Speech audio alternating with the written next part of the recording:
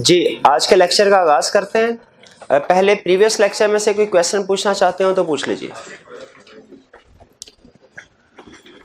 Previous lecture में से कोई क्वेश्चन पूछना चाहते हो पूछ लीजिए। जी मेरे भाई।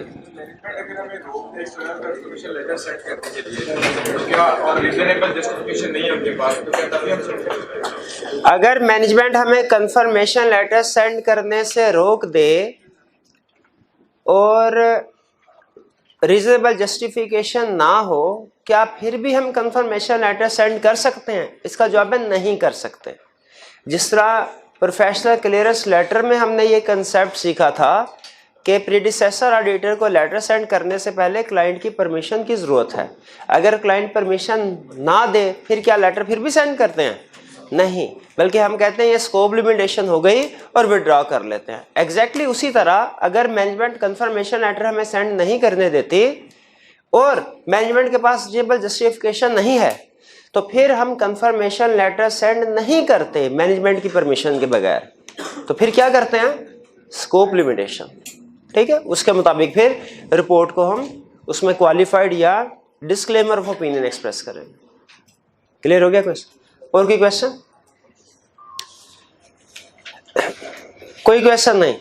आज का लेक्चर स्टार्ट करें। चलिए, आज के लेक्चर में आज हमने दो कंसेप्ट स्टडी करने हैं। वो हंस रहा था, उससे तो नहीं पूछा क्यों हंस रहा है, मेरे से पूछ रहा है वो। हाँ चले ऑडिट प्रोसीजर, तो मैं भी उसका जवाब ही दे रहा था। दो कंसेप्ट स्टडी करेंगे हम।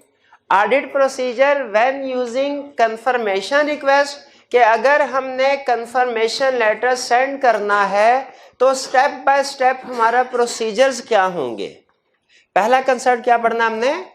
अगर कंफर्मेशन लेटर हम सेंड करते हैं, फैसला करते हैं कि कंफर्मेशन लेटर, क्या कंफर्मेशन लेटर हर ऑडिट में सेंड किया जाता है या कुछ जगहों पे स्किप भी किया जा सकता है? जी एक मिनट और कोई नहीं बोलेगा। कौन सी सिचुएशन है जिनमें कंफर्मेशन लेटर को सेंड नहीं किया जाएगा, यूज नहीं किया जाएगा?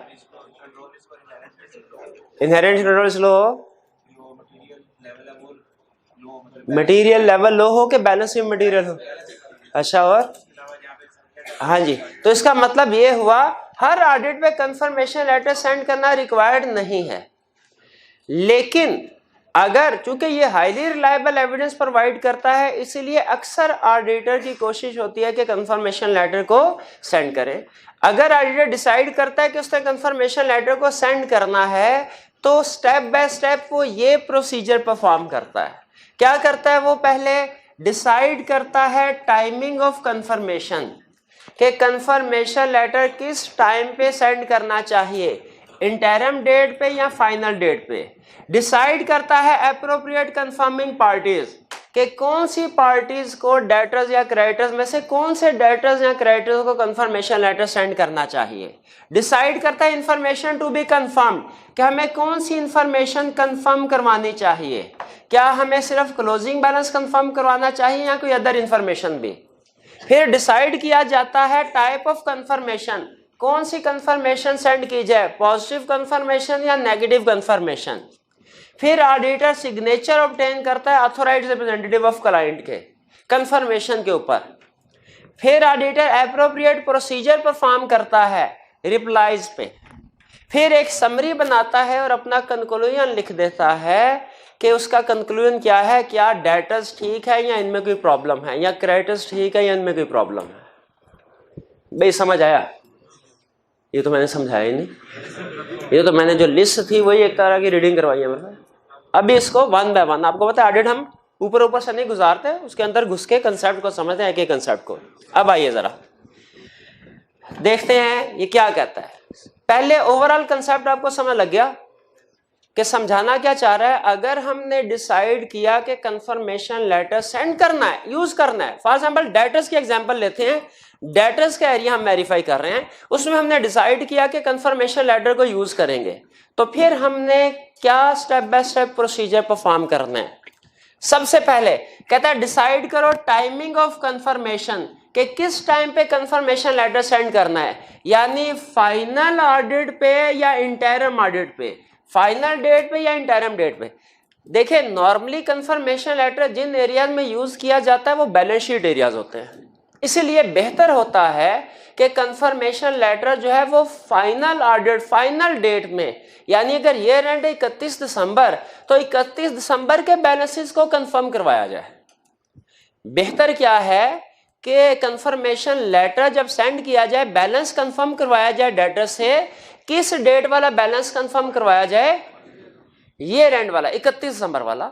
लेकिन बाज़ औक़ात आपको पता है कि स्ट्रिक्ट डेडलाइन की वजह से जल्दी ऑडिट रिपोर्ट देनी होती है क्लाइंट को, उस सिचुएशन में हो सकता है कि इंटरिम ऑडिट में भी इंटरिम डेट पे भी कंफर्मेशन लेटर को सेंड किया जाए, यानी फॉर एग्जांपल 31 अक्टूबर को अगर हम किसी वजह से फॉर एग्जांपल स्ट्रिक्ट डेडलाइन है उस वजह से डेटर को कंफर्मेशन लेटर सेंड करते हैं इंटरिम डेट पे, पहले तो मुझे ये बताइए क्या सेंड कर सकते हैं?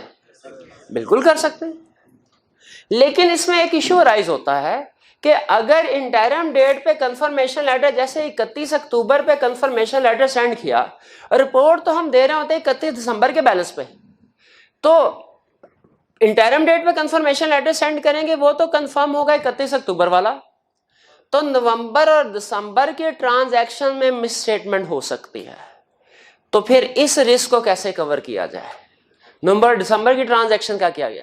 देखिए ये कंसेप्ट बिल्कुल वैसा ही है जैसे हमने इन्वेंट्री का एक दफा कंसेप्ट डिस्कस किया था। क्या ऐसे हो सकता है कि ईयर एंड की बजाय 31 दिसंबर की बजाय हम उससे पहले 15 दिसंबर या उसके बाद 15 जनवरी को स्टॉक काउंट करें और फिर वर्क बैक करके 31 दिसंबर का बैलेंस एस्टिमेट कर लें? बिल्कुल हो सकता, लेकिन उस सूरत में 31 दिसंबर के अलावा किसी और डेट पे भी स्टॉक काउंटिंग स्टॉक टेकिंग हो सकती है, लेकिन उस सूरत में हमें कुछ एडिशनल प्रोसीजर परफॉर्म करके इंश्योर करना होता है कि 31 दिसंबर का बैलेंस क्या है। एग्जैक्टली उसी तरह यहां पे भी इंटरिम नॉर्मली तो फाइनल ऑडिट पे जैसे इन्वेंट्री नॉर्मली ईयर एंड पे परफॉर्म की जाती है स्टॉक काउंट, कंफर्मेशन भी नॉर्मली फाइनल डेट पे परफॉर्म किया जाना चाहिए, होता भी ऐसे है, लेकिन कभी कभार स्ट्रिक्ट डेडलाइन की वजह से हम इंटरिम डेट यानी 31 अक्टूबर पे भी कंफर्मेशन लेटर सेंड कर देते हैं। लेकिन उस सूरत में फिर हमें इंश्योर करना होता है क्या कि जो दरमियानी ट्रांजैक्शन है नवंबर और दिसंबर की, इनमें कोई मिस स्टेटमेंट ना हो। फिर इसका मतलब क्या, अगर इंटरिम डेट पे कंफर्मेशन लेटर सेंड करते हैं क्या हमें फाइनल ऑडिट में कुछ एडिशनल प्रोसीजर परफॉर्म करने पड़ेंगे? क्या इंश्योर करने के लिए कि दरमियान की ट्रांजैक्शन में मटेरियल मिस स्टेटमेंट नहीं है? क्या करने पड़ेगा? बहुत आसान प्रोसीजर। क्या, क्लाइंट से लिस्ट लीजिए, इंटरिम डेट 31 अक्टूबर के डेटर्स की लिस्ट, फाइनल डेट 31 दिसंबर के डेटर्स की लिस्ट, पहले कंपेयर कीजिए उनको आपस में, ठीक है? पहले उनको कंपेयर कीजिए। भाई जिन डेटर्स के बैलेंस में सिग्निफिकेंट चेंज नहीं आया वो तो ठीक हो गया एज इट इज, जिन डेटर्स के बैलेंस में सिग्निफिकेंट चेंज है, दरमियान में सेल्स की या रिसीट्स की ट्रांजैक्शन ज्यादा हैं, उनका फिर क्या करें? सैंपल सेलेक्ट करें।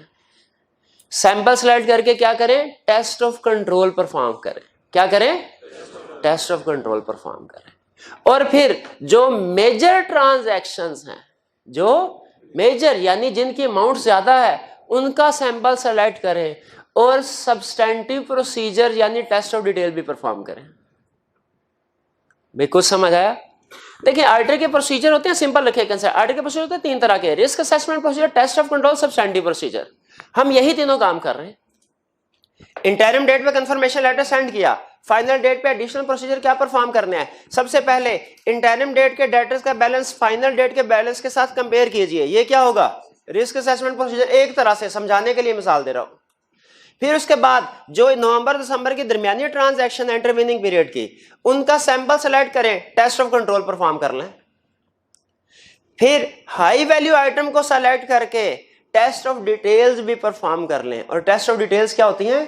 Substantive procedure. तो क्या हमारी जो दरमियानी पीरियड नवंबर दिसंबर की ट्रांजैक्शन है, ये भी वेरीफाई नहीं हो गई? तो मुझे बताइए क्या इंटरिम डेट पे कंफर्मेशन लेटर सेंड कर सकते हैं? नॉर्मली किस डेट पे करते हैं, लेकिन इंटरिम डेट पे भी अगर इंटरिम डेट पे करते हैं तो क्या कोई फाइनल ऑडिट पे फर्दर प्रोसीजर परफॉर्म करने चाहिए? वो क्या करने चाहिए? बैलेंस कंपेयर कर लें, आइटम को सेलेक्ट करके टेस्ट ऑफ कंट्रोल परफॉर्म करें, मेजर आइटम को सेलेक्ट करके टेस्ट ऑफ डिटेल परफॉर्म करें, और अगर फिर भी तसल्ली ना हो तो फिर दोबारा ये एंड पे भी कंफर्मेशन लेटर सेंड कर दें। दोबारा भी अगर फिर भी तसल्ली ना हो, जैसे आपको लगता है कि कोई बैलेंस बहुत ज्यादा सिग्निफिकेंट है, फिर भी ये एंड पे दोबारा कंफर्मेशन लेटर सेंड कर सकते। भाई कुछ क्लियर हुआ? पहला स्टेप हमने क्या सीखा? Timing of confirmation. दूसरा, डिसाइड एप्रोप्रिएट कंफर्मिंग पार्टीज। भाई डिसाइड कर लिया हमने कंफर्मेशन लेटर यूज करना है, ये भी डिसाइड कर लिया फाइनल डेट पे यूज करना है। क्लाइंट ने कोई टेंशन नहीं दी हमें कि जल्दी जल्दी रिपोर्ट चाहिए, उन्होंने कहा ठीक है फिर फाइनल ऑडिट तसल्ली से 2, 2.5, 3 महीने में ऑडिट कंप्लीट करेंगे। क्या हर डेटर को कंफर्मेशन लेटर सेंड करेंगे कि कुछ को करेंगे कुछ को नहीं? अच्छा, जिनको हमने कंफर्मेशन लेटर सेंड करना है उनको अन्यवा सिलेक्शन कर लेंगे कि किसी तरीके से सिलेक्शन करेंगे? तरीके से सिलेक्शन करेंगे, अन्यवा सिलेक्शन थोड़ी करते हैं। अच्छा बताइए मुझे, फर्ज कीजिए आई कैप कहता है ये आपके सामने डेटर्स हैं, बताओ कंफर्मेशन के लिए किस किस डेटर को सेलेक्ट करोगे? हम कहेंगे सबसे पहले जिनकी अमाउंट ज्यादा है, मेजर डेटर्स को सेलेक्ट कर लेंगे। वो कहेगा बस? हम कहेंगे नहीं, जिनमें रिस्क ज्यादा है उनको भी सेलेक्ट करेंगे, जिनकी अमाउंट ज्यादा है उनको भी सेलेक्ट करेंगे, जिनमें रिस्क ज्यादा है उनको भी सिलेक्ट करेंगे। उसने कहा अमाउंट वाली समझ आ गई, रिस्क वाली समझ नहीं आ रही। हमने कहा लो समझो, देखो अगर कुछ ऐसे डेटर्स हैं, एजिंग से पता चला कोई डेटर बहुत ज्यादा पुराने हैं, पिछले साल बैलेंस वही था, इस साल भी बैलेंस वही है, पैसे रिसीव ही नहीं हुए, क्या उन डेटर्स को जो पुराने हैं काफी अरसे से पैसे नहीं दे रहे उनको सेलेक्ट कर लेना चाहिए? क्यों, उनमें क्या रिस्क है? Risk of bad debt. शाबाश। अच्छा ये तो इसकी एक एग्जांपल। दूसरी एग्जांपल सुने, अगर ऐसे डेटर्स हैं पिछले साल अमाउंट बहुत ज्यादा थी, इस साल बहुत कम है, या पिछले साल अमाउंट बहुत कम थी, इस साल अमाउंट ज्यादा है निस्बतन, अनयूजुअल फ्लक्चुएशन है, अनयूजुअल फ्लक्चुएशन है, ऐसे डेटर को सेलेक्ट करेंगे? बिल्कुल, अनयूजुअल फ्लक्चुएशन में भी रिस्क होता है। आपको रिस्क असेसमेंट में हम पढ़ते आए हैं, सेल्स पिछले साल की निस्बत इस साल बहुत ज्यादा हो फिर भी रिस्क है क्या? और अगर पिछले साल की निस्बत कम हो फिर भी रिस्क है। पिछले साल की निस्बत सेल्स ज्यादा है, क्या रिस्क है? अवश्य। शाबाश। पिछले साल की निस्बत सेल्स कम है, क्या रिस्क है? अंडरस्टेटमेंट का रिस्क नहीं है, कंप्लीटनेस का वही मतलब है। हाँ, इसका मतलब शाबाश, इन्वेंट्री ऑब्सोलीट हो गए, याद है? तो ये डिसाइड कर लेंगे अब आप कि अगर आपके सामने 8-10 पार्टीज डेटर्स क्राइटेरिया रख दिए जाए तो सैंपल के लिए कौन कौन से डेटा क्राइटेरिया को सेलेक्ट करना, ये डिसीजन कर लेंगे। ठीक है, किसकी बेस पे सिलेक्शन करने का? अमाउंट की बेस पे, रिस्क के बेस पे। शाबाश। तो अगर एग्जाम में उसने कहा कि क्लाइंट के 10 बैंक्स हैं तो कैसे सिलेक्शन करेंगे कि किस किस को कंफर्मेशन लेटर सेंड करनी है? हाँ शाबाश, बैंक के केस में सबको कंफर्मेशन लेटर, लॉयर के केस में सबको कंफर्मेशन। तो ये पता चल गया अब कैसे डिसाइड करना है एप्रोप्रिएट कंफर्मिंग पार्टी कौन सी है। ये फैसला करना है हमने अमाउंट की बेस पे, मेजर पार्टीज को कंफर्मेशन लेटर सेंड करेंगे। ये फैसला करना है रिस्क की बेस पे, जिन पार्टी में रिस्क ज्यादा है उनको कंफर्मेशन लेटर सेंड करेंगे। भाई यहां तक बात समझ आई? पहले क्या समझा हमने? टाइमिंग। टाइमिंग में क्या, इंटरिम डेट पे या फाइनल? दूसरा, एप्रोप्रिएट पार्टीज को कैसे सिलेक्ट करना है? सैंपल पे सेंड करना है ना। किस बेसिस पे सिलेक्शन होगी? मटेरियलिटी, अमाउंट की बेस पे, रिस्क की बेस पे। शाबाश। तीसरा point, decide information to be confirmed. ये तो पहले भी कई दफा डिस्कस हुआ है कि डेटर्स और क्रेडिटर्स को अगर कंफर्मेशन लेटर सेंड करें, बैंक को कंफर्मेशन लेटर सेंड करें, तो क्या सिर्फ क्लोजिंग बैलेंस को कंफर्म करवाएंगे या किसी और इंफॉर्मेशन को भी कंफर्म करवा सकते हैं? शाबाश। तो ये मेरे भाई मुझे बताएंगे, डेटर को कंफर्मेशन लेटर सेंड करने लगे तो क्लोजिंग बैलेंस के साथ और क्या इंफॉर्मेशन कंफर्म करवाएंगे?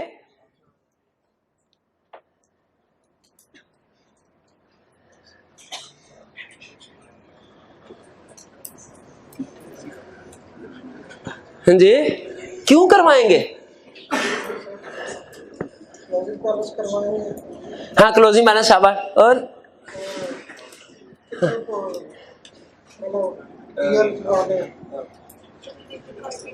कितने साल पुराने हैं वो, उससे पूछेंगे। खुदा का खौफ करे, फिर कहते हैं आई क्या पास नहीं करता। ए भाई, ये मेरा भाई बताएगा, ये मेरा भाई बताएगा। रिलेटेड पार्टी ट्रांजैक्शन के बारे में पूछ रहे हैं। और ये खुदा का खौफ करे, ये भी एक कल परसों तो डिस्कस हुआ था ये कंसेप्ट। क्या हम उससे ये नहीं पूछेंगे भाई कोई सेल रिटर्न बेसिस पे तो नहीं है, अप्रूवल बेसिस पे? भाई डेटर को कंफर्मेशन लेटर सेंड कर रहे हैं, क्लोजिंग बैलेंस तो कंफर्म करवा लेंगे, क्या उससे ये नहीं पूछेंगे कि कोई सेल अप्रूवल बेसिस या रिटर्न बेसिस पे तो नहीं है? ये क्यों पूछेंगे कि अगर कोई सेल अप्रूवल बेसिस पे है, रिटर्न बेसिस पे है, तो वो रिकॉर्ड नहीं करनी जब तक के वो प्रूव ना कर दे। राइट टू रिटर्न नहीं पूछेंगे कि आपका राइट टू रिटर्न नहीं है। काउंटिंग में क्या सीखा है, अगर राइट टू रिटर्न दिया जाए कि हफ्ते बाद वापस कर, हफ्ते के अंदर अंदर कर सकते हैं, सेल कब रिकॉर्ड करनी है? जब भेजेंगे या हफ्ते के बाद। तो क्या ऐसी सेल जो अप्रूवल बेसिस पे, जो रिटर्न बेसिस पे दी गई हो, उसे सेल रिकॉर्ड करना चाहिए? नहीं करना चाहिए। क्या ये पूछेंगे कि आपको कोई वारंटी तो नहीं दी गई? ये किस लिए पूछेंगे? हाँ, पर वे तो पूछना भाई, पूछना। क्यों नहीं पूछ रहे? डेटर तो कह रहा है भाई पूछो, जो पूछोगे बताने को तैयार हो। ये बैंक को कंफर्मेशन लेटर सेंड करेंगे, भाई जो हंस रहे थे अभी भी, मेरा भाई, ये बैंक को कंफर्मेशन लेटर सेंड करेंगे तो क्लोजिंग बैलेंस के अलावा और क्या क्या इंफॉर्मेशन कंफर्म करेंगे? हैं? इंटरेस्ट वगैरह, मॉर्गेज वगैरह, कोई लोन तो नहीं लिया हुआ, रीपेमेंट शेड्यूल क्या है, टर्म्स एंड कंडीशन क्या है, सिक्योरिटी के तौर पे क्या चीजें रखवाई हैं, कोई रिस्ट्रिक्शन तो नहीं अकाउंट पे, ठीक है, उससे ये इंफॉर्मेशन पूछे। ड्यूरिंग द ईयर अकाउंट अगर कोई क्लोज हो गया उसके बारे में पूछेंगे। तो क्या इसका मतलब साबित होता है कि हम जब इंफॉर्मेशन कंफर्म करवाएंगे सिर्फ क्लोजिंग बैलेंस नहीं बल्कि अदर इंफॉर्मेशन भी कंफर्म करवा सकते हैं? तो हमने फिर ये डिसाइड करना है कि जो इंफॉर्मेशन कंफर्म करवाएंगे वो कौन कौन सी इंफॉर्मेशन हो सकते हैं। यहां तक बात हो गई। 3 चीजें स्टेप बाय स्टेप डिसाइड कर ली। पहले क्या डिसाइड किया? टाइमिंग क्या है, यानी इंटरिम डेट, फाइनल डेट पे। दूसरे नंबर पे क्या डिसाइड किया? पार्टीज किस किस पार्टी को, सबको नहीं, चुन चुन के। अमाउंट की बेस पे सिलेक्शन करते हैं, रिस्क की बेस पे करते हैं। तीसरे नंबर पे इंफॉर्मेशन कौन सी कंफर्म करवानी है। इंफॉर्मेशन क्लोजिंग बैलेंस तो करवाना ही करवाना है, इसके अलावा समटाइम अदर इंफॉर्मेशन भी कंफर्म करवाते हैं।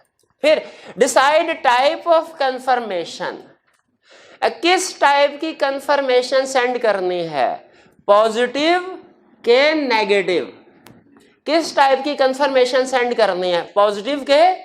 भैया पॉजिटिव कंफर्मेशन क्या होती है और नेगेटिव कंफर्मेशन क्या होती है?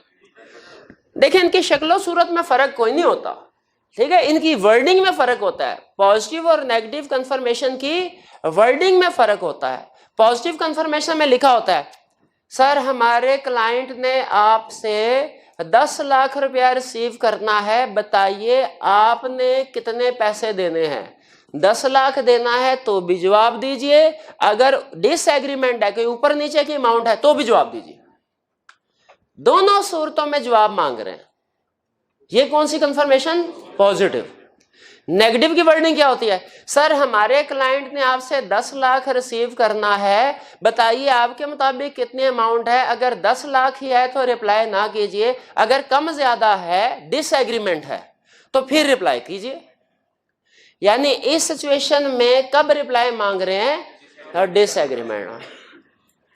तो कंफर्मेशन की कितनी टाइप्स? 2। कौन कौन सी? पॉजिटिव और नेगेटिव। पॉजिटिव फर्क क्या है? पॉजिटिव कंफर्मेशन में हम रिक्वेस्ट करते हैं कि रिप्लाई कीजिए हर सूरत में, चाहे एग्रीमेंट है चाहे डिसएग्रीमेंट। नेगेटिव कंफर्मेशन में रिप्लाई रिक्वेस्ट करते हैं सिर्फ किस सूरत में, अगर डिसएग्रीमेंट हो, एग्रीमेंट में रिप्लाई नहीं हो। तो पॉजिटिव और नेगेटिव भाई दोनों में फर्क है, तो फिर डिसाइड करते हैं हमने क्या कि पॉजिटिव कंफर्मेशन सेंड करें या कि नेगेटिव कंफर्मेशन। डिसाइड कर लिया पॉजिटिव करेंगे। और obtain signature of authorized representative and dispatch letter. मुझे बताइए क्या कंफर्मेशन लेटर में हम थर्ड पार्टी से क्लाइंट के बारे में कॉन्फिडेंशियल इंफॉर्मेशन ले रहे हैं कि नहीं? तो क्या क्लाइंट की अप्रूवल की जरूरत होगी? क्लाइंट ऑथोराइज करेगा, अप्रूव करेगा, फिर ही वो पार्टी रिप्लाई करेंगी, वरना नहीं करेंगे। आप जाके कहें बैंक वाले को शनाख्ती कार्ड दिखाएं, सर ये मेरा सगा भाई है जिसका अकाउंट आपके बैंक में है, शनाख्ती कार्ड देख लें, मैं भी भाई हूँ उसका, बैलेंस बताइए कितना है, जूते मार के निकालें, अगर भाई उसका अकाउंट है तेरे को कहे को बता दूं। फिर आप कहेंगे नहीं सर मैं तो चेक कर रहा था, ये देखे मैं अथॉरिटी लेटर लेके आया हूँ, अथॉरिटी लेटर में भाई ने लिखा होगा कि मेरी अकाउंट स्टेटमेंट आप इसको दे दीजिए। तो फिर क्या करेगा? फिर बैंक अकाउंट स्टेटमेंट दे देगा, फिर बैंक आपको बैलेंस के बारे में बता देगा, वरना अथॉरिटी लेटर के बगैर नहीं बताएगा। तो बताए हमें भी जब कंफर्मेशन लेटर सेंड करें, क्या एंटिटी का जो भी ऑथोराइज्ड रिप्रेजेंटेटिव है जैसे CFO, उसके साइन ले लेने चाहिए अथॉरिटी के तौर पे। फिर क्या करेंगे? लेटर को सेंड कर दें, डिस्पैच कर दें। डिस्पैच करेंगे तो क्या होगा? डिस्पैच कर दिए, अब क्या करना है? इंतजार किसका? रिप्लाई का। और जो रिप्लाई क्या मतलब इंतजार नहीं करते क्या? नहीं, आप जब सेंड करते हैं रिक्वेस्ट तो इंतजार नहीं करते, तो कंफर्मेशन रिक्वेस्ट तो इंतजार करते हैं। हाँ, कि जो जवाब आए उसके मुताबिक एप्रोप्रिएट प्रोसीजर परफॉर्म करेंगे।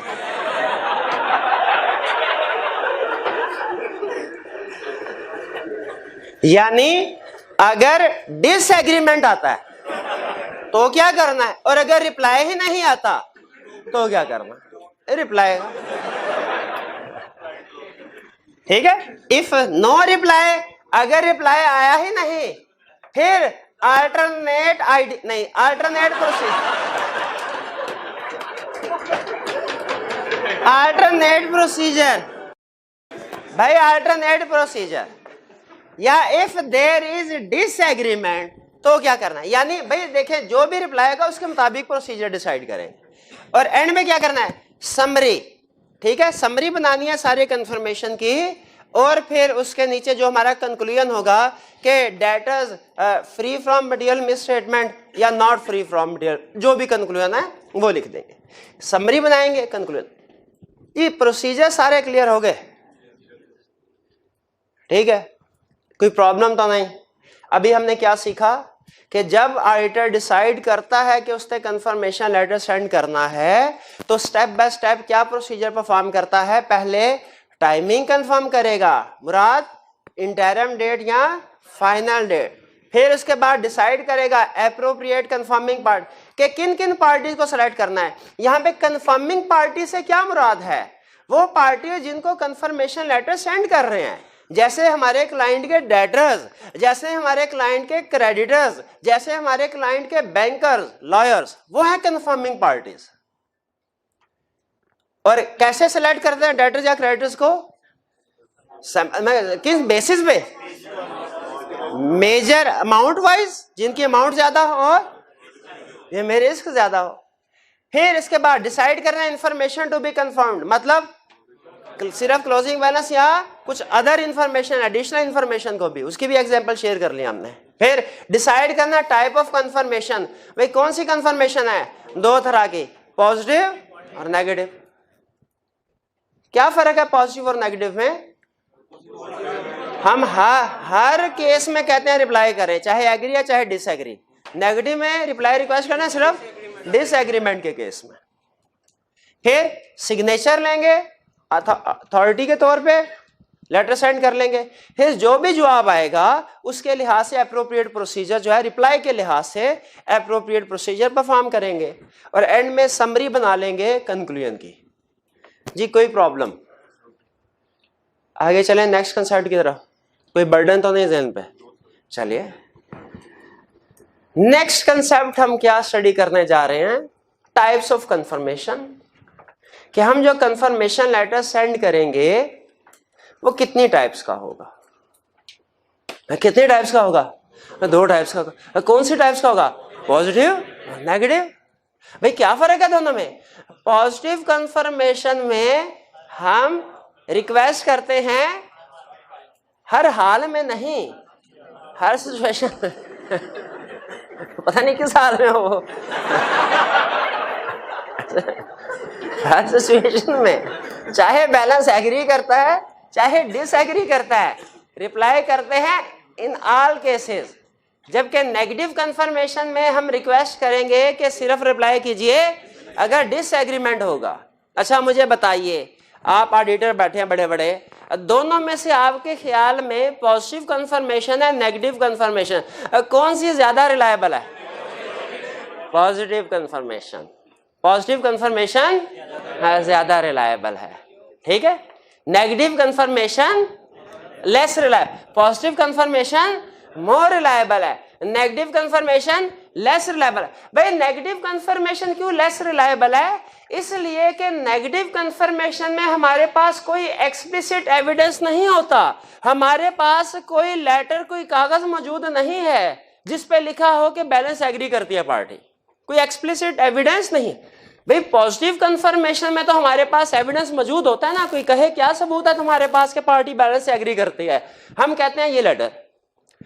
नेगेटिव कंफर्मेशन में हमारे पास कोई एक्सप्लिसिट एविडेंस मौजूद नहीं होता। कोई हमसे पूछे भाई कैसे पता चला तुम्हें पार्टी एग्री करती है बैलेंस से, हम कहेंगे हमारे पास कोई एक्सप्लिसिट एविडेंस नहीं है, no news is good news, ठीक है। रिप्लाई नहीं किया इसका मतलब है पार्टी एग्री करते हैं। लेकिन इसमें रिस्क होता है क्या कि हो सकता है कंफर्मेशन रास्ते में कहीं गुम हो गई हो सकता है कंफर्मिंग पार्टी ने कंफर्मेशन को डिसरिगार्ड कर दिया हो। क्या कर दिया हो? डिसरिगार्ड का मतलब क्या होता है? इग्नोर कर दिया हो। डिसरिगार्ड का मतलब क्या है? इग्नोर कर दिया। भी हो सकता है ना, हमने कंफर्मेशन लेटर सेंड किया पार्टी को, नेगेटिव कंफर्मेशन, हो सकता है रास्ते में कहीं गुम हो जाए, हो सकता है उस पार्टी ने लेटर को खोल के देखा फिर फाड़ के फेंक दिया, उसने कहा भाई ये तो एडिट।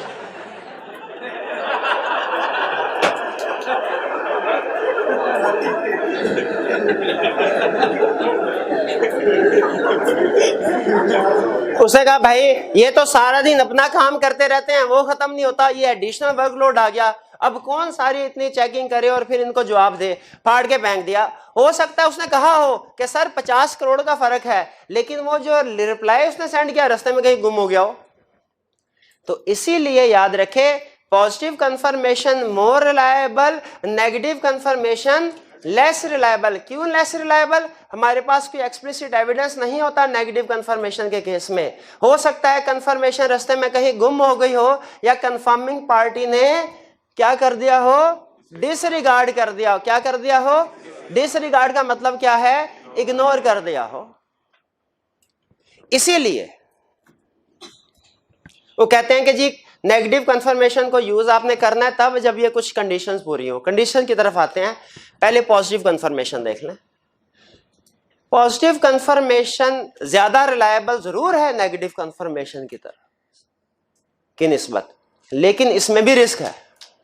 भाई क्या रिस्क है इसमें? हो सकता है कंफर्मिंग पार्टी लेटर को देखे और बगैर वेरिफिकेशन किए साइन करके स्टैम्प करके ठप्पा लगाए वापस भेज दे, लो सर बैलेंस एग्री करता है। भाई हो सकता है कि नहीं कि confirming party without verification sign stamp करके वापस भेज दे। तो पॉजिटिव कंफर्मेशन ज्यादा रिलायबल जरूर है, लेकिन इसमें भी रिस्क है। क्या रिस्क है? कि कंफर्मिंग पार्टी रिप्लाई करेगी विदाउट वेरिफिकेशन। इसीलिए उन्होंने कहा पॉजिटिव कंफर्मेशन में 2 ऑप्शंस हैं, 2 मेथड है कंफर्मेशन सेंड करने के। क्या? पहला मेथड के बैलेंस मेंशन करे जो कंफर्म करवा रहे हैं। मेथड 1 क्या है पॉजिटिव कंफर्मेशन का? बैलेंस मेंशन कर दें।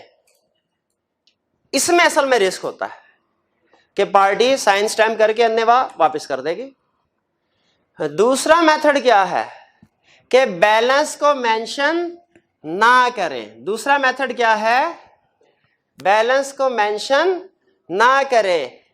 इस मेथड को कहते हैं मेथड 2 या ब्लैंक कंफर्मेशन। कौन सी कंफर्मेशन? Blank confirmation.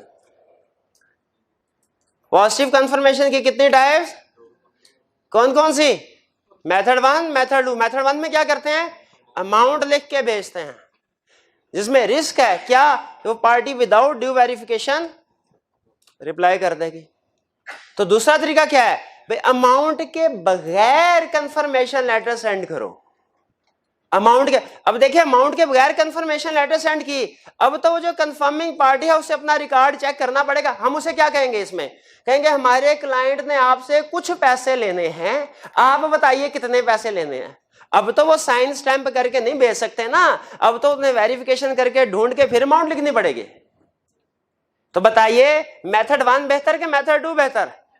मेथड 2 बेहतर। ब्लैंक कंफर्मेशन सुना है? ब्लैंक कंफर्मेशन, ये ब्लैंक नहीं सुना? अभी सुना है? वो आपने सुना नहीं? वो ये लो ब्लैंक चेक और निकल जाओ मेरी बेटी की जिंदगी से, सुना नहीं वाला? वो पुरानी फिल्मों में सेठ साहब कहते थे, हैं हीरो भी कहता था जब पूरा बैंक अकाउंट मुझे मिल सकता है चेक का क्या करूं, फाड़ के फेंक दिया करता था, हैं? तो ब्लैंक। तो मुझे ये बताइए ब्लैंक कंफर्मेशन क्या बिल्कुल, मुझे बताइए वो जो चेक होता था, वो जो सेठ साहब देते, वो बिल्कुल ब्लैंक खाली होता था? नहीं नहीं नहीं नहीं, उसमें सारी फॉर्मेलिटीज पूरी होती थी, साइन भी हुए होते थे, सिर्फ अमाउंट नहीं होते थे, सिर्फ अमाउंट नहीं होते थे। उसी तरह इस ब्लैंक कंफर्मेशन का भी ये मतलब नहीं है कि वो खाली कंफर्मेशन पे खाली कागज भेज देगा, ये लो भाई, नहीं नहीं नहीं नहीं, साइन भी होंगे, फॉर्मेलिटी भी सारी पूरी होंगी, सिर्फ क्या चीज नहीं होगी, अमाउंट। भाई ब्लैंक कंफर्मेशन पता चल गया। तो बताइए पॉजिटिव ज्यादा रिलायबल के नेगेटिव? और पॉजिटिव में रिस्क है कि नहीं है कोई? विदाउट ड्यू वेरिफिकेशन सेंड कर सकते हैं, क्या इलाज है उसका? ब्लैंक कंफर्मेशन मेथड 2 सेंड कर लें। यहां तक क्लियर कंसेप्ट। आगे चलते हैं नेगेटिव कंफर्मेशन। बताइए पॉजिटिव और नेगेटिव में फर्क क्या है? नेगेटिव में क्या करते हैं, हर सिचुएशन में हम रिप्लाई रिक्वेस्ट करते हैं, नहीं, बल्कि किस सिचुएशन में? सिर्फ डिसएग्रीमेंट में। इसीलिए नेगेटिव लेस रिलायबल है।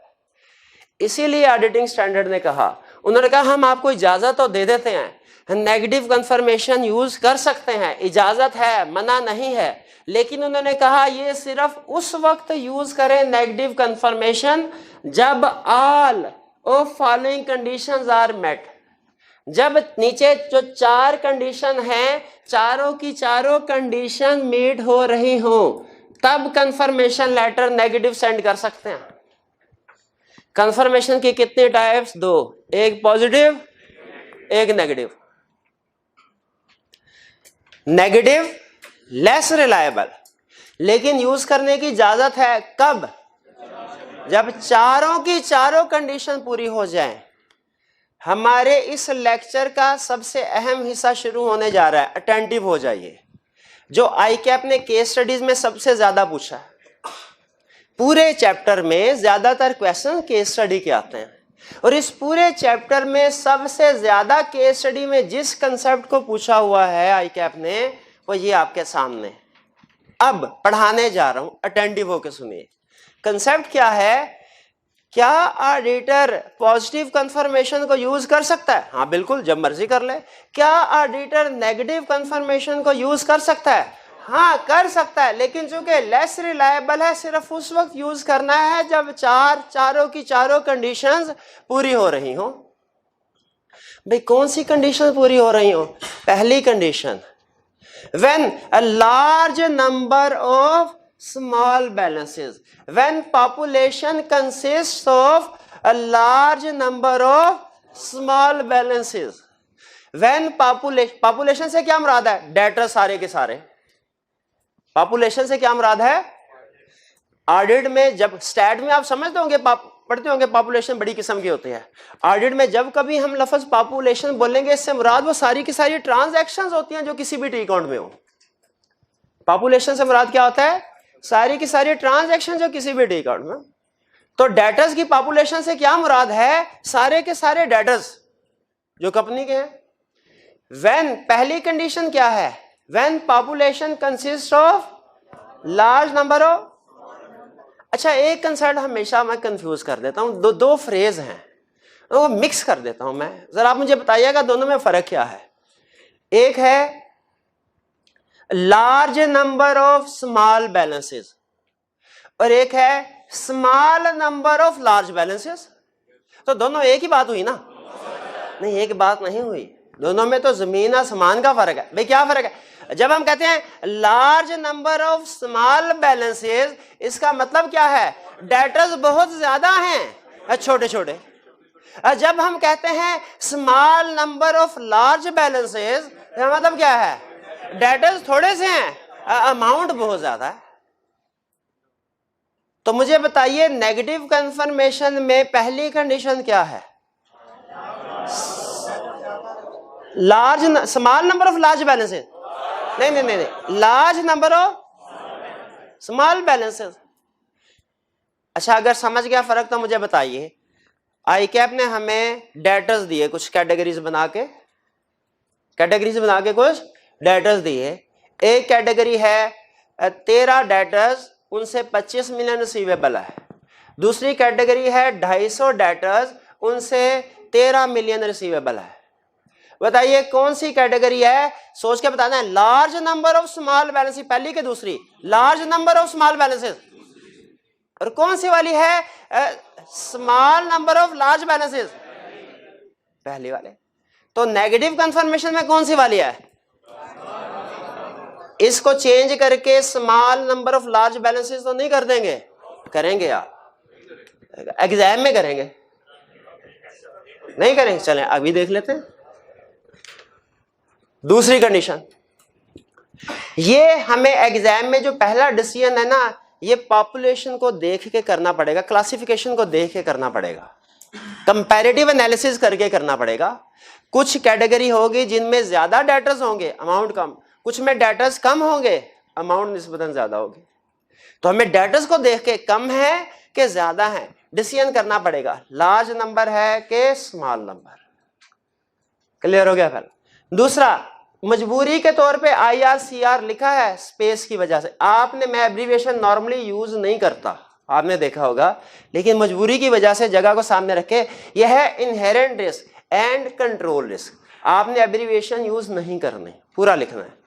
When inherent risk and control risk is low, और आपको पता है जब कंट्रोल रिस्क लो हो तो टेस्ट ऑफ कंट्रोल करना जरूरी हो जाता है। फिर कहते हैं आई क्या फेल करता। और भाई जब कंट्रोल रिस्क लो हो, इसका मतलब क्या है? कंट्रोल स्ट्रांग है कि वीक है?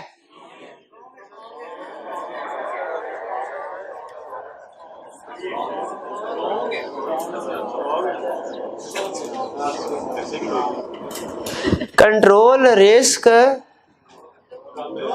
सारी बातें छोड़े, टेस्ट ऑफ कंट्रोल को डिफाइन कर दें। पता है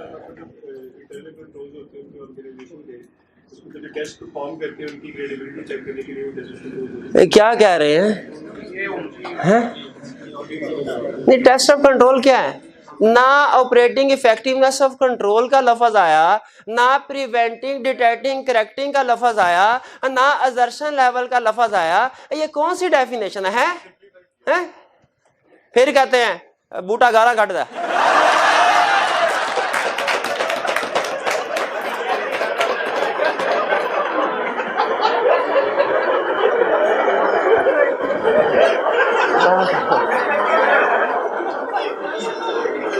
सिंपल, इससे आसान क्वेश्चन क्या पूछे आई कैप, और हमें टेस्ट ऑफ कंट्रोल की डेफिनेशन नहीं पता। मैं पता नहीं क्या क्या कंसेप्ट सिखाना चाह रहा हूं और आपको ये कंट्रोल रिस्क है नहीं पता। अरे भाई ये कंट्रोल रिस्क क्या है? देखिए जब कंट्रोल स्ट्रांग है, ये कंट्रोल रिस्क होता है कंट्रोल वीक होना। कंट्रोल रिस्क क्या होता है? कंट्रोल वीक होना। तो जब कंट्रोल रिस्क कम है तो इसका मतलब क्या है, कंट्रोल ज्यादातर स्ट्रॉन्ग, तो तब टेस्ट ऑफ कंट्रोल परफॉर्म करते हैं ना, बिल्कुल। इसीलिए दूसरी कंडीशन क्या है, when inherent risk and control risk is low and auditor has obtained evidence about operating effectiveness of control. ये भी आगे बता देना कि ऑडिटर ने टेस्ट ऑफ कंट्रोल परफॉर्म कर लिया। वैसे आईकैप हमारी जिंदगी आसान कर सकता था, यहां पे सिर्फ इतना लिख देता, risk of material misstatement is low, क्योंकि हमें पता है कि इनहेरेंट रिस्क कंट्रोल रिस्क मिलके रिस्क ऑफ मटेरियल मिसस्टेटमेंट बनता है। लेकिन आज तक उसने हमारी जिंदगी आसान नहीं की, ना ही आइंदा करेगा, हमें ही कुछ सोचना पड़ेगा इसके ऊपर। तो इसीलिए जो आईकैप ने हमें लाइन दी हम उसी को याद करें। क्या दूसरी कंडीशन क्या बनी, when inherent risk and control risk is low and has obtained evidence about operating effectiveness of control। ये नॉर्मली ये पहली वाली कंडीशन तो हमें क्वेश्चन में कंपैरेटिव एनालिसिस करके डिसीजन करना पड़ेगा। दूसरे वाली कंडीशन नॉर्मली उसने क्वेश्चन में दी होती है कि रिस्क लो है। तीसरी कंडीशन अटेंटिव होके जरा, very low exception rate is expected. Very low exception rate is, ये एक्सेप्शन क्या होती है, एक्सेप्शन क्या होती है भाई, डिसएग्रीमेंट। एक्सेप्शन क्या होती है, डिसएग्रीमेंट। एक्सेप्शन रेट क्या होगा, परसेंटेज, परसेंटेज में करते हैं, रेट परसेंटेज को कहते हैं ना, ठीक है। एक्सेप्शन का मतलब क्या हुआ, डिसएग्रीमेंट, यानी जिन पार्टीज ने, अच्छा हमने भेजा 50 पार्टीज को कंफर्मेशन लेटर, 12 पार्टीज ने कहा हमारा बैलेंस फर्क है, एक्सेप्शन रेट क्या है, कैलकुलेट करें। 24, ये तो आपने कैलकुलेट कर। अच्छा अभी आगे चलें, 75 पार्टीज को कंफर्मेशन लेटर सेंड किया, 4 पार्टी ने कहा हमारा बैलेंस एग्री नहीं होता। 75 पार्टीज को कंफर्मेशन लेटर सेंड किया, 71 ने कहा बैलेंस एग्री नहीं है। एक्सेप्शन रेट निकाल ले, एक्सेप्शन रेट कैलकुलेट करना आ गया ना। एक्सेप्शन का मतलब क्या है, डिसएग्रीमेंट। एक्सेप्शन रेट क्या है, नंबर ऑफ पार्टी से डिवाइड कर दें, वैल्यू से नहीं कह रहा, नंबर ऑफ पार्टी से कितनों को हमने सेंड किया। एक्सेप्ट कह रहे एक्सेप्शन रेट जो है ना वो एक्सपेक्टेशन है लो होगा, क्या होगा, लो, कम होगा। कितना, 2-4%, 8-10%, 15% तक होगा, ज्यादा नहीं होगा। ये लो की परसेंटेज स्टैंडर्ड ने कहीं नहीं दी हुई। नॉर्मली हम 2, 4, 8, 10, 15% को क्या कहते हैं, लो है, लेकिन इससे ज्यादा हो तो फिर हम कहते हैं हाई है। फिर सुन लें, तीसरी कंडीशन क्या है, very low exception rate is expected. Exception rate क्या होता है कि कितने परसेंट ने डिसएग्री किया। एक्सेप्शन रेट क्या होता है, कितने परसेंट ने डिसएग्री किया, वो कैलकुलेट करना आपने सीखा। ये हमें खुद कैलकुलेट करना पड़ेगा, इसीलिए कैलकुलेशन करवाइए आपसे। एक्सेप्शन रेट का मतलब क्या है, कितने परसेंट डिसएग्री करेंगे। अब मुझे ये बताइए कि ये रेट कम होना चाहिए कि ज्यादा होना चाहिए, कम होना चाहिए, तभी ऑडिटर की फेवर में। तो लो एक्सेप्ट, अच्छा कितना कम होना चाहिए, 2-4%, 8-10%, 15%, ये लो कंसीडर किया जाता है। इससे ज्यादा फिर हाई हो जाएगा। थर्ड पॉइंट क्लियर हो गया भाई। कितने पॉइंट हुए अभी तक, 3। पहला कौन सा था, population consist of large number of small balances. दूसरा था when inherent risk and control risk is low and auditor has obtained operating effectiveness of controls. Auditor has obtained evidence about operating effectiveness control. तीसरा था very low exception rate is expected. Exception rate समझ आ गया, disagreement का rate is expected.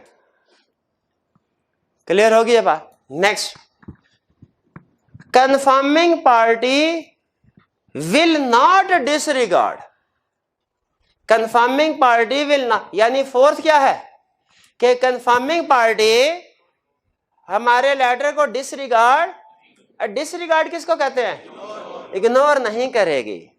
यानी हमारे ख्याल में confirming party तसल्ली के साथ हमारा लेटर आएगा, उसको पढ़ेगी, बैलेंस को मैच करेगी, वो बैलेंस एग्री करता होगा, फिर उसको संभाल के साइड पे रख देगी, इग्नोर नहीं करेगी।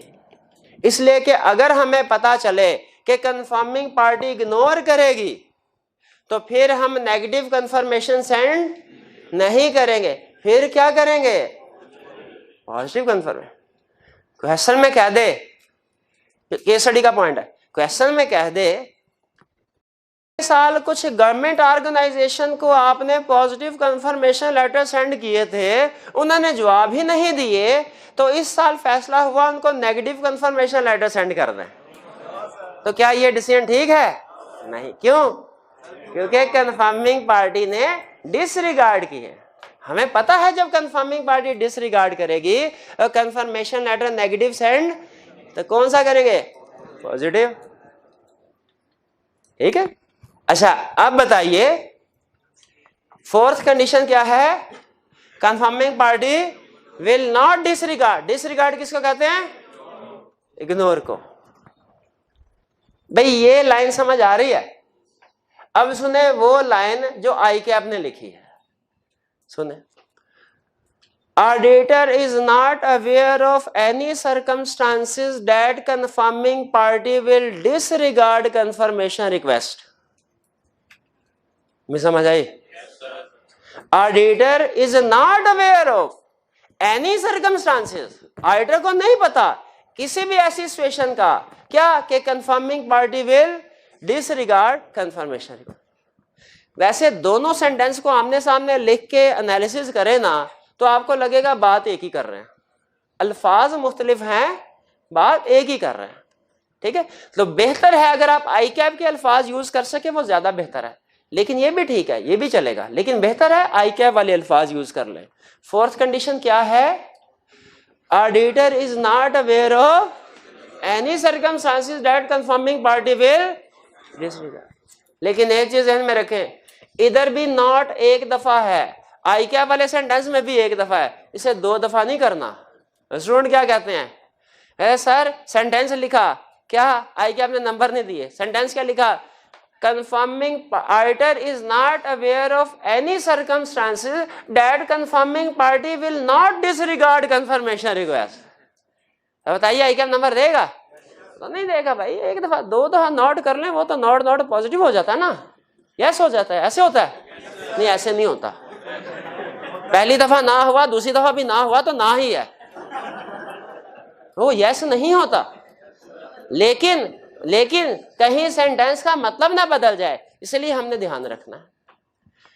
फोर्थ कंडीशन क्या है, auditor is not aware of any circumstances that confirming party disregard confirmation request. भाई क्लियर हो गई है बात, समझ आ गया सारा? मुझे नहीं लगता।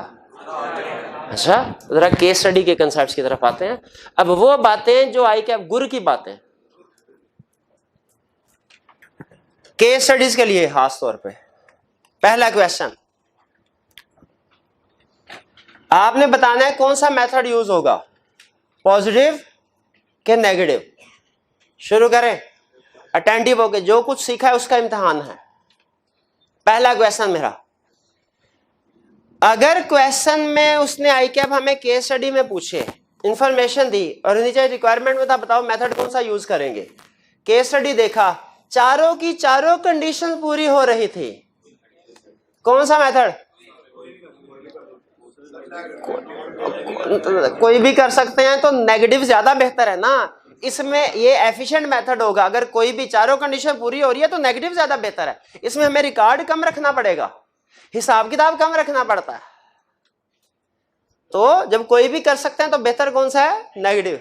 चारों कंडीशन पूरी हो रही हो तो कौन सा मेथड यूज करेंगे, नेगेटिव। अच्छा अगर दो कंडीशन पूरी हो रही हैं और दो पूरी नहीं हो रही, पॉजिटिव। अच्छा, अगर 2 पूरी हो रही है, 2 के बारे में क्वेश्चन साइलेंट है, 2 पूरी हो रही है। अच्छा, पहले ये ध्यान में रखें, ये दोनों सिचुएशन बी और सी डिफरेंट है। बी था 2 कंडीशन पूरी हो रही हैं, 2 पूरी नहीं हो रही, क्वेश्चन में लिखा है 2 पूरी नहीं हो रही।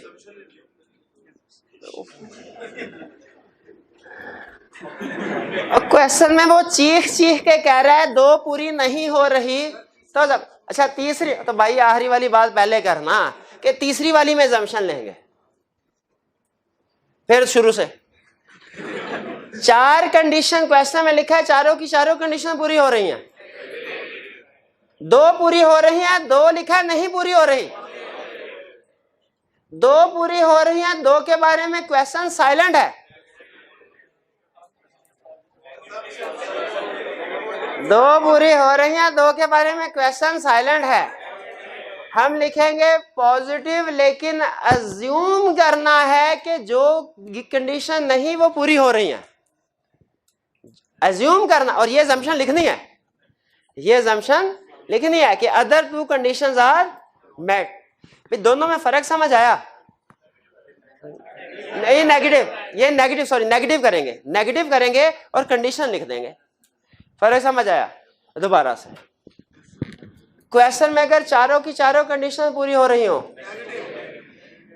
3 कंडीशंस पूरी हो रही हैं, 1 पूरी नहीं हो रही, शाबाश, 3 कंडीशन पूरी हो रही हैं, 1 के बारे में क्वेश्चन साइलेंट है, तो नेगेटिव, लेकिन assumption लिख देंगे। क्लियर होगी ये बात? आज का आखिरी कंसेप्ट, भाई इस कंसेप्ट में प्रॉब्लम तो कोई नहीं। अब क्या दोनों का कॉम्बिनेशन यूज कर सकते हैं, पॉजिटिव और नेगेटिव दोनों का? हाँ, पहले तो ये समझ लीजिए कॉम्बिनेशन का मतलब क्या है। कॉम्बिनेशन का मतलब ये हरगिज नहीं है कि एक ही पार्टी को पॉजिटिव भी सेंड कर रहे हैं, उसी को नेगेटिव सेंड कर रहे हैं, नहीं नहीं, ये मतलब नहीं है। कॉम्बिनेशन का मतलब ये है कि हमने डेटास की कुछ क्लासिफिकेशन की और उनमें से किसी क्लास को पॉजिटिव और किसी को नेगेटिव सेंड कर रहे हैं।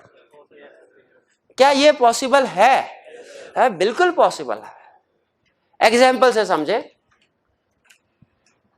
फर्ज कीजिए कि हमारे पास टोटल डेटास हैं, पहली कैटेगरी है small number of large datas की, दूसरी कैटेगरी है large number of small balances की।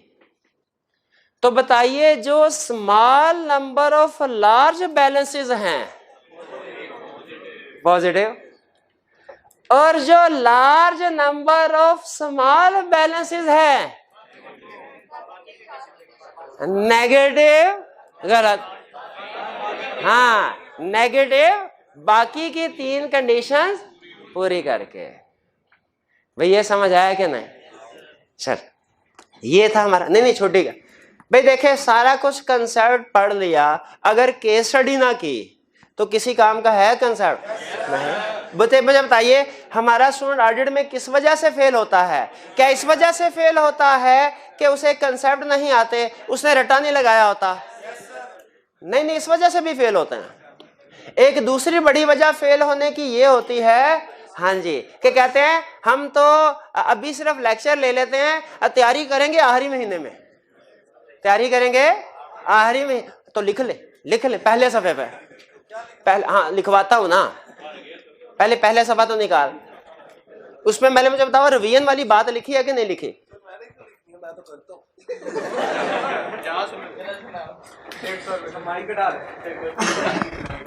लिखें, सिर्फ आखिरी महीने में दिन रात एक करने से ऑडिट पास नहीं होता। नहीं, इकोनॉमिक्स हो जाती है बस। नहीं, सिर्फ आखिरी महीने में दिन रात एक करने से ऑडिट पास नहीं होता।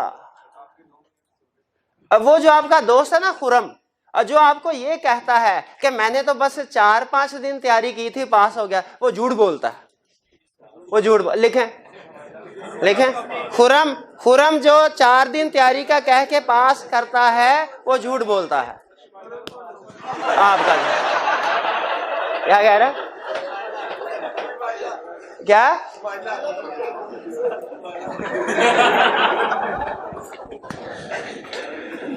जी?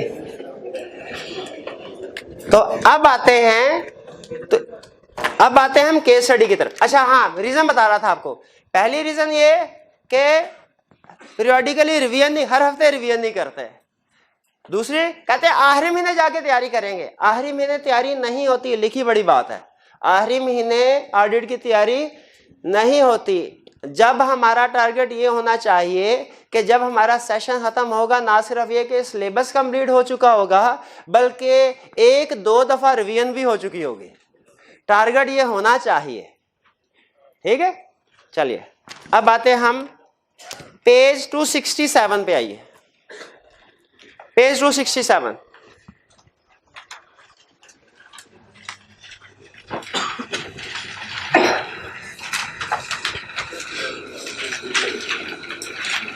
ऑडिट ऑफ सेहत फार्मास्यूटिकल। अच्छा पहले क्या इस क्वेश्चन को देख के मैं लग रहा है ये केस स्टडी है?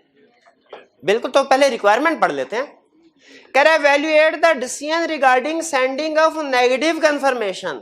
इवैल्यूएट कीजिए नेगेटिव कंफर्मेशन सेंड करने का डिसीजन। यानी पॉजिटिव को तो कमेंट नहीं करना हमने। पॉजिटिव को क्यों करना? वो क्वेश्चन में कह रहा है सिर्फ नेगेटिव वाला डिसीजन इवैल्यूएट करो, पॉजिटिव को क्यों करना? रिक्वायरमेंट नहीं मेरे भाई को समझ लगी, सिर्फ नेगेटिव वाला। कौन से वाला? क्यों? क्वेश्चन में लिखा हुआ है इवैल्यूएट करना है decision regarding sending of negative confirmation. पढ़ते हैं। कह रहे हैं audit of SPL is in progress based on previous experience with the client and the initial test of control. Auditor है assessed a low risk of material misstatement in the area of debtors. जी कौन सी condition पूरी हो गई? दूसरे वाले। अच्छा अब बताइए, हमारे पास डिफरेंट कैटेगरीज आ गई। ये कैटेगराइज करने को, क्लासिफिकेशन बनाने को ऑडिट में कहते हैं स्ट्रैटिफिकेशन।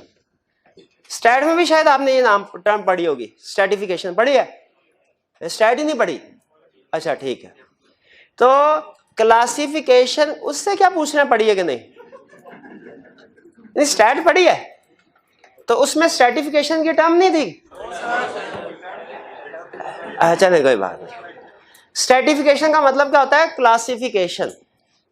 तो ये मुझे बताइए उसने क्या डेटर्स की क्लासिफिकेशन स्ट्रैटिफिकेशन की हुई है?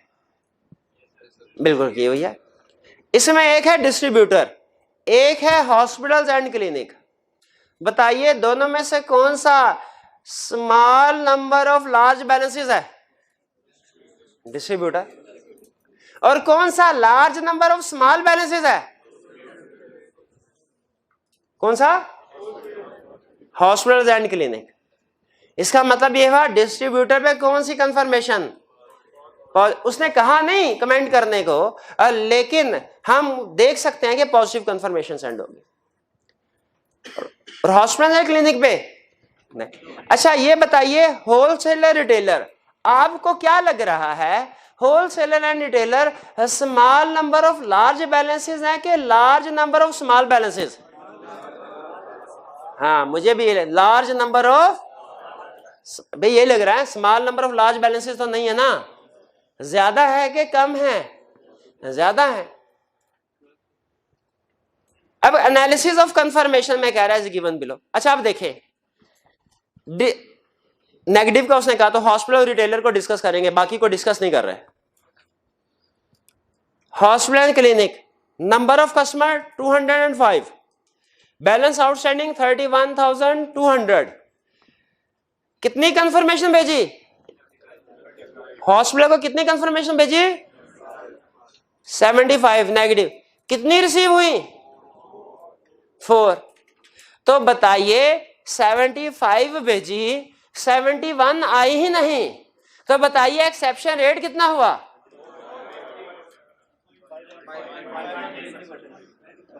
5.3 नहीं, 75 कंफर्मेशन भेजी, 4 मिली, 71 नहीं मिली, तो एक्सेप्शन रेट कितना हुआ? 95। बहुत ही भाई, अब मेरे प्यारे भाई, ये नेगेटिव कंफर्मेशन है।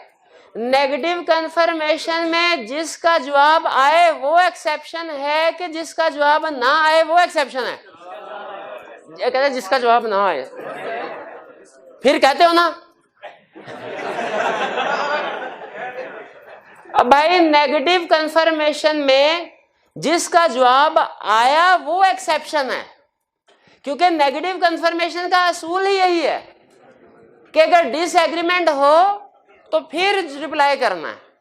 तो नेगेटिव कंफर्मेशन सेंड की 75, 71 ने रिप्लाई नहीं किया तो अच्छा किया। ये 4 जिन्होंने रिप्लाई किया ये है डिसएग्रीमेंट, ये है एक्सेप्शन। तो हमारा एक्सेप्शन रेट क्या होगा? 5.3। हाँ, तो अब मुझे बताइए, क्या रिस्क कम है? हॉस्पिटल का एनालिसिस करते हैं, रिस्क कम है, तो बताइए रिस्क कम है, पॉपुलेशन क्या है? Large number of small balances, exception rate is low. तो कौन सी, तो बताइए नेगेटिव कंफर्मेशन एप्रोप्रिएट है कि नहीं? एप्रोप्रिएट है, प्रोवाइडेड फोर्थ कंडीशन। भाई फोर्थ कंडीशन किसने लिखनी है? हैं आप लिखेंगे ना फोर्थ अजम्पशन के साथ। रिटेलर की बात करते हैं, बताइए population small number of large balances है कि large number of small balances? Risk भी कम, पॉपुलेशन पहली, दूसरी कंडीशन पूरी, population large number of small balances पहली कंडीशन पूरी। एक्सेप्शन रेट बताइए, 50 को लेटर सेंड किया था, 12 का रिप्लाई आ गया। अच्छा बाद में कह रहा है कि 2-3 को नीचे कह रहा है कि हमने रिकंसाइल कर लिया, तो भाई एक्सेप्शन तो आ गई ना, एक्सेप्शन तो आ गई। तो बताइए कि 12 से एक्सेप्शन रेट कैलकुलेट करना चाहिए कि 2-3 लेस करके? और एक्सेप्शन तो आ गई ना, तो एक्सेप्शन रेट एक्सेप्शन से आ जाएगा। तो कितने परसेंट आया? लो के हाई? हाई। क्या नेगेटिव कंफर्मेशन एप्रोप्रिएट है? नहीं है एप्रोप्रिएट। क्या इसमें फोर्थ कंडीशन लिखने की जरूरत है? नहीं है। तो उस वक्त होगा ना जब साइलेंट है, बाकी कंडीशन पूरी हो रही है और एक साइलेंट है। तो पता चल गया कैसे डिसीजन करते हैं पॉजिटिव और नेगेटिव। तो आज के लेक्चर में हमने क्या सीखा? एक तो हमने स्टेप बाय स्टेप प्रोसीजर सीखे। अगर हम डिसाइड करते हैं कि कंफर्मेशन लेटर यूज करना है तो स्टेप बाय स्टेप प्रोसीजर्स क्या होंगे ये डिसाइड कर ले। इन प्रोसीजर में प्रोबेबली जो सबसे अहम है, क्वेश्चन किसी में से भी पूछ सकता है, वो हो सकता है हमें क्या बताओ इंटरम डेट पे आई क्या पूछे, इंटरम डेट पे लेटर सेंड किया, बताओ फाइनल डेट पे क्या प्रोसीजर परफॉर्म करोगे, ये भी पूछ सकता है। वो हो सकता है हमें 6-7 डेटर्स या क्राइटर्स की लिस्ट दे दे, कहे बताओ जरा सिलेक्शन करो किस किस को कंफर्मेशन के लिए सिलेक्ट करोगे, वो भी पूछ सकता है। वो हो सकता है हमें पूछे बताओ बैंक को कंफर्मेशन लेटर सेंड करोगे तो क्लोजिंग बैलेंस के अलावा क्या इंफॉर्मेशन कंफर्म करोगे, ये भी पूछ सकता है। वो पूछ सकता है कि पॉजिटिव और नेगेटिव में फर्क क्या है, ठीक है। लेकिन सबसे ज्यादा जो केस स्टडी में कंसेप्ट यूज करता है, टेस्ट करता है, वो कौन सा है? पॉजिटिव और नेगेटिव। और खास तौर पे इसमें ये 4 कंडीशन, इन कंडीशन को सामने रख के हमने डिसाइड करना होता है कि नेगेटिव कंफर्मेशन एप्रोप्रिएट है कि नहीं है। ये अहम है case study point of view से। बताइए ये चीजें समझ आ गई आपको? चलिए कोई क्वेश्चन पूछना चाहते हैं पूछ लीजिए 1 बाय 1 जी। एक्सेप्शन रेट कैलकुलेट कब करते हैं? जब हमने नेगेटिव कंफर्मेशन का डिसीजन करना हो। हाँ हम क्रिटिसाइज कर रहे हैं ना, क्रिटिसाइज कर रहे हैं। जिस तरह मैच हो जाता है, पाकिस्तान हार जाता है, उसके बाद हम क्रिटिसाइज करते हैं कि नहीं, ए भैया इसने बैटिंग पहले की, इसको पहले तो बॉलिंग करानी चाहिए थे। ये क्रिटिसाइज, वो वही कह रहा है क्रिटिसाइज करो। बाकी कंसेप्ट आपका अच्छा, पॉइंट अच्छा पिक किया, शाबाश। और कोई क्वेश्चन? और कोई क्वेश्चन है? चलिए आज का लेक्चर यहाँ पे क्लोज। आज आपको जल्दी छुट्टी दे रहा हूँ, क्यों?